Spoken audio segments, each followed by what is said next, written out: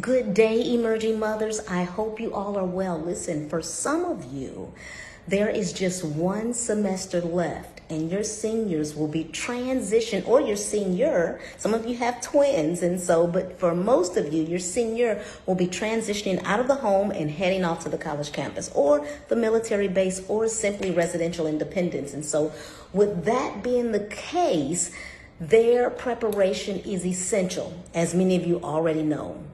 Just as their preparation is essential, then yours is as well. And so what I do, Dr. Michelle Lloyd, I support mothers with anxiety as it relates to teens transitioning out of the home after high school. Again, whether they're heading off to the college campus, the military base, or simply residential independence. So my question to you is, how will you begin to prepare yourself? Yes, I'm here at a hotel away at my daughter's basketball tournament, but before her next game, which begins in about 2 hours, I am curious to know, what is it that you will be doing?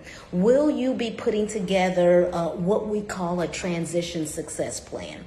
And I'll explain a little bit more about a transition success plan. Now, will you be looking at the different areas of your life, whether the areas are socially, whether they're financially, psychologically, spiritually? Will you be looking at these different areas of your life and making sure they're ingrained in your plan? For instance, on a professional level, when your teen transitions out of the home, many mothers are looking forward to going back to work, or they're looking forward to maybe reducing their full-time work down to part-time work. And some are thinking about just simply volunteering. Whatever that is, then you will want to begin right now thinking about, how am I going to pour myself into what I'm going to do after my teen transitions out of the home? And for some of you, you still have teens in the home, and so you will continue to move and shake as such. But for some of you, it will be your last teen transitioning out, and so there's some thinking to be done. There's some planning to be done. And so, for me, I plan on pouring into emerging mothers, which is you all, and helping you to elevate in your thinking, helping you to be more productive in your actions, and to actually prepare for your teen's transition. Also looking at it from a social perspective. For some of you, it could mean pouring into your healthy relationships with your family and your friends. It could be your making sure that you have down on the schedule, scheduling those dates with your spouse or a significant other. It could also be in another area, whether it has to do with finances. That's an area, whereas, maybe we want to make sure that because they're on the college campus, less dollars will be going into their activities that they're doing right now, and then you can increase your contribution to your 401k and allow your company to match that dollar for dollar or 50 cents on the dollar or what have you. It could be really analyzing that budget to make sure that you're doing the very best that you can, and cutting costs and putting more into savings or tithing more or whatever that may be. The goal could be to increase your FICO score. So looking at that credit and seeing where that lies and how to go about improving that. And so that can be an area of your transition success plan that you want to focus on. Another area is psychologically. Some people, what they need to do is, maybe do a brain dump and just begin to journal and share their thoughts and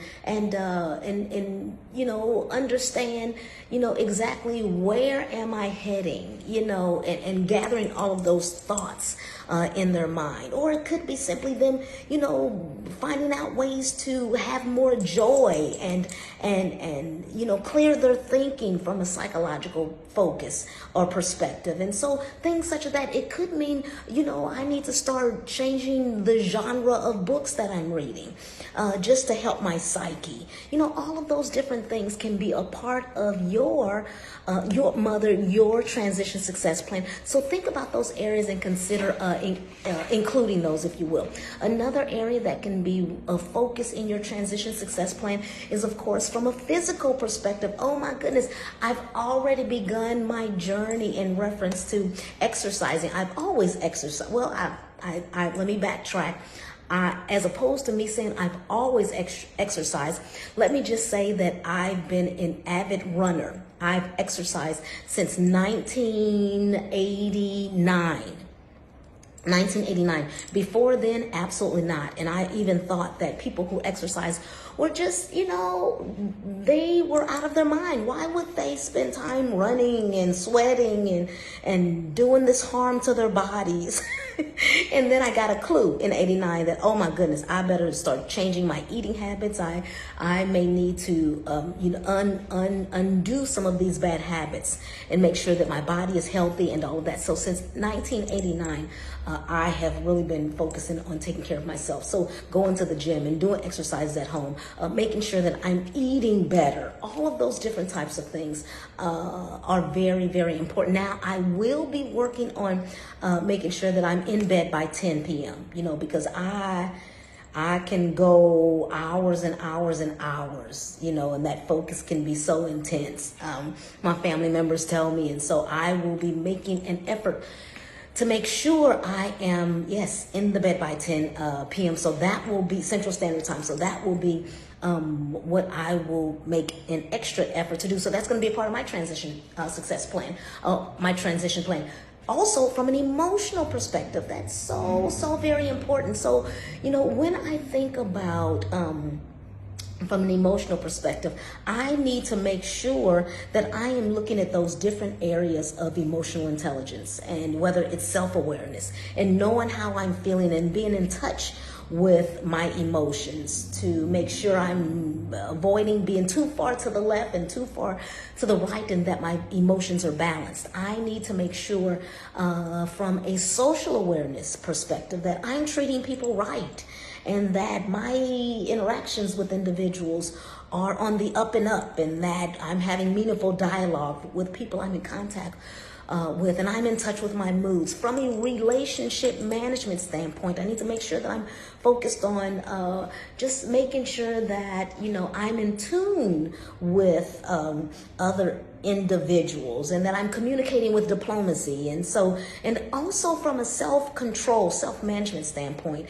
that even when I'm too tired or too hungry or too maybe irritated or things along those lines, that I am in touch with that, and that I can make sure that I am in control of my emotions and in tune with myself. All of this will be in my transition plan, even as my teen is transitioning out of the home. It's so important that we care for ourselves, our teen, as we're caring for our teen and making sure that they're good. We want to be good too, even before them leaving home takes place. And then also, oh my goodness, the most important area from a spiritual perspective, I need to make sure that I'm engaged in my morning routine, and I'm up early before my day even begins. And I'm in my prayer closet, and I'm worshiping and glorifying Him, and I'm doing my devotional, and I'm meditating, and I'm journaling, and I'm spending that quiet time with Him. Oh my goodness, there could be something He's wanting me to do or say that could have been different from yesterday, as far as the quickening in my spirit. And so I need to make sure that I am in tune with what He is calling me to do for that day. And so that's why I need to be in my prayer closet and on my face, my mug in the rug, to make sure that I am in tune with Him, because He knows best for me. He knows best for me. So from a spiritual perspective, I need to make sure that is in my transition plan. And then from a by all intents and purposes, from a professional standpoint, I need to make sure that I am identifying ways